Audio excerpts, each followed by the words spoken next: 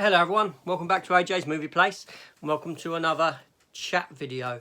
Yeah, every now and then I do a little video where I just talk about something film related. I've done one recently about the MCU and the negative effect of the MCU. Today I'm going to be taking a look at Robocop, but primarily why a Robocop sequel never worked. Let's get into it.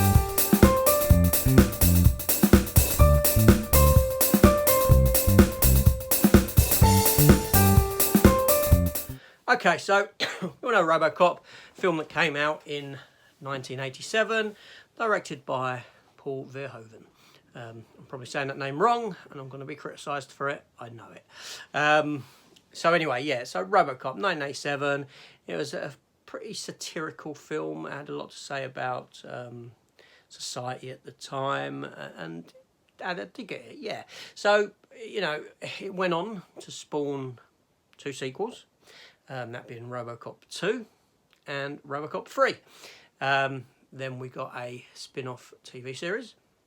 And after the TV series, which ran for 1 season, there was 4 TV, straight to DVD type films called Prime Directives. Robocop Prime Directives, yes.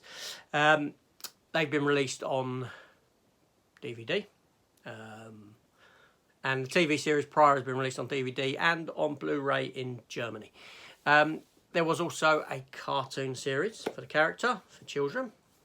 The character also spun off into other areas, games, comic books, Marvel Comics, done a series for a while of Robocop, and other companies as well. Dark Horse done some Robocop comics, Boom Studios more recently, I believe. I may be wrong with that one, but I think I'm correct. So he's had a varied history, and obviously not forgetting the fact that we did get a remake several years back with a fantastic cast.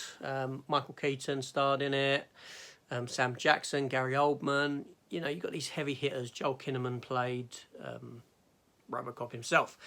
Joel Kinnaman being from the Suicide Squad, the 2 Suicide Squad films as Rick Flag. Yeah, so you know he's had the franchise has been quite big across different spectrums to varying degrees. Now, obviously, Robocop 1, fantastic film. Robocop 2, okay. Pacing issues, very violent, very sweary. Robocop 3, toned down for kids. Robocop Flying, Chinese assassin robots. Yes, and a social story about people being moved from their houses to make way for, you know, other buildings. So a sort of a story that's touches upon stuff that is happening today, actually, in places with gentrification and this sort of a thing. The TV series went into the realm of police procedural. The 4 films were a mix of the 2. And there we go. So, why has a sequel never worked for this character? It's all there. You know, you got a fantastic character. You got a fantastic design that came out of the 80s when Hollywood was rich with ideas. You know, the 80s really did give us some wonderful stuff. You know, all right, I know Aliens started in the 70s, but think of his designs for things like Aliens and Robocop and Predator. These are classic creatures, classic designs that you can't go off and redesign and give you something new. Hence the new Robocop. He didn't work in you know, the design of him wasn't as good as the original. The Predators have always looked different. Aliens have been changed, but they've always worked fine because of the nature of even in the story concept that they take on characteristics of what they come out of. So in the narrative, they can change how they look. So that's fine. But you get what I'm saying. You get where I'm coming from. So yeah, so back to this question of Robocop and why a sequel didn't work. Now, you've got to ask yourself, right, you've got to go back to the beginning. You've got to ask yourself, what is Robocop about? Now, if I went out to any layman on the street, you know, they'd probably know Robocop. And if I said to them, what's Robocop about? Tell me what Robocop, the film, the story is about. What is it fundamentally about? They'd turn around to me and they'd likely say, well, it's about this geezer who gets killed, gets brought back as a robot policeman. and fights crime, and there you go. And yeah, you know, simply put, that is what Robocop is about. But let's strip that stuff away and have a look what Robocop is really about. Now, Robocop fundamentally is about a man who loses his identity and goes on a journey of rediscovery. That's what Robocop is. That's your emotional core to this character. That is the emotional journey that you go on throughout the first film with Alex Murphy. Now, unfortunately, I say unfortunately because it's a fantastic film, but unfortunately, by the time you get to the end of that film, you get to a scene where Robocop's killed the bad guys.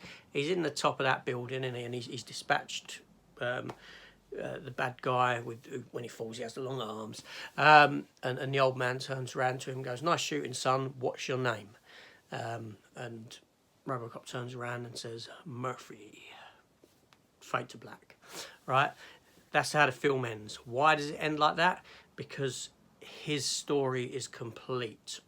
Alex Murphy's story has come to its conclusion point there and then. That emotional core has been reached. The journey has been finished. He's got to that point where he is now Alex Murphy again. So that's your story, that's your core. So now jumping into a sequel, you don't have this. You don't have this emotional resonance to carry you through a film.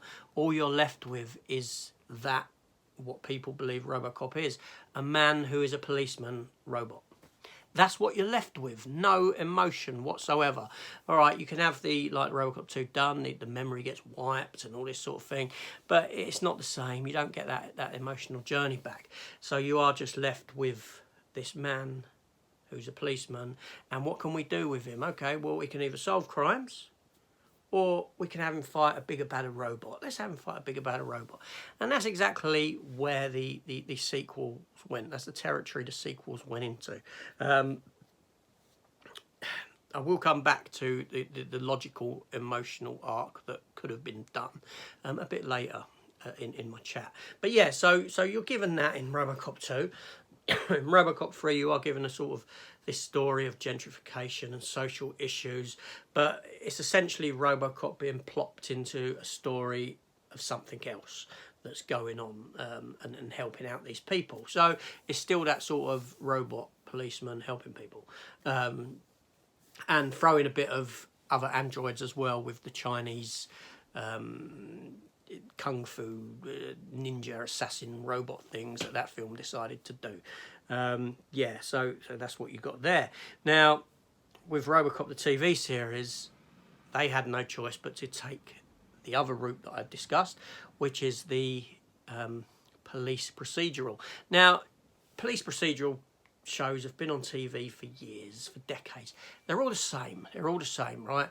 The skin, the bones of the series are the same. You just change the outer. Yeah, that's what you do. You put a bit of different flesh onto it. But ultimately, it's the same sort of storytelling. It's the same concept. When one police procedural series ends, another one starts. And it's essentially exactly the same. Yeah, do you know what I mean? It is. That's how they work. So that's what the TV series delved into. So the TV series ran for one season, as we know, as a police procedural show with a little bit of sci-fi elements and some action in there. Now, I had no real issue with the TV show for what it was, right? It ain't a great TV series, don't get me wrong, but there's a sort of nostalgia factor to it for me, because I do love Robocop. I love the character, I love the design of the character, but fundamentally I know that everything that came after the first film is heavily flawed. I do see that. The four films, the Prime Directive series, they sort of delved into a bit of the heroics and the, you know, you had another Robocop in one of them where you had two exactly the same sort of outfit, you know what I mean, a different person within that. Yeah, and ultimately I can't really remember them, I'll be honest with you. I've not watched them for decades, so I can't really remember. Cartoon series was for kids, and the remake film, although interesting what it done, I like the way that it sort of flipped the Alex Murphy story and that he knew who he was straight away and this sort of a thing, and it tried to do something different, but ultimately again it was a failure, and this is because the story of Robocop is a one and done story. It doesn't open itself up to sequels, and the film companies never seem to realise this. The writers never seem to realise this. Now the logical emotional core to go into in sequel territory would be to do with Alex Murphy's wife and son. Now I know that the sequel touched upon this very slightly, and as did the TV series. But that's where your emotional story should really resonate next if you were to do a sequel of Robocop. But you're still left with the issue of it not being a Robocop story. It's going to be a story about primarily about the wife and child, and then the emotional journey that they go through in discovering that their husband is still alive. Their husband has been used as this experiment to create a policeman that is a robot, and this sort of thing. That's logically where to go, but for Robocop and Alex Murphy himself, you can tie him into that emotional core and the pain that he feels of them finding out. You could do something interesting there, but logically, well, not logically, but the way the film companies would go if they ever did do that sort of and took that idea and that approach, is that you're inevitably going to take these characters, the son and the wife, and you're going to put them into danger, and Robocop's got to save them. That's not needed to make, a good story would be, you'd have to have Robocop action, obviously, but it'd be set aside from that. But the emotional core for that story would work and could resonate with people if it was written cleverly, and if it was written in such a way that it's a story, but you're stepping outside the realms of what they want and what people expect, which would be the big brash action fest. It would have to be something simpler story-wise, and that way you could get an interesting story out of it. But anyway, so as a little ramble, just a little chat. I go on these things every now and then. I have a little talk. I've got some other ideas for some other ones, revolving characters like Deadpool and the Punisher and things like this. But yeah, which I'll come to, I'll talk about. But yeah, so this is AJ. Thank you for watching. Tell me your thoughts on Robocop. How do you perceive the sequels, and do you feel that they're as rich as the first? Because I don't think anyone will. I don't think you see how you can. But yeah, tell me your thoughts on what I've said and all that sort of thing. Consider hitting the subscribe button. Come and joining me. And there we go. This is AJ. Thank you for watching all, and I'll see you on the next one. Take care and goodbye.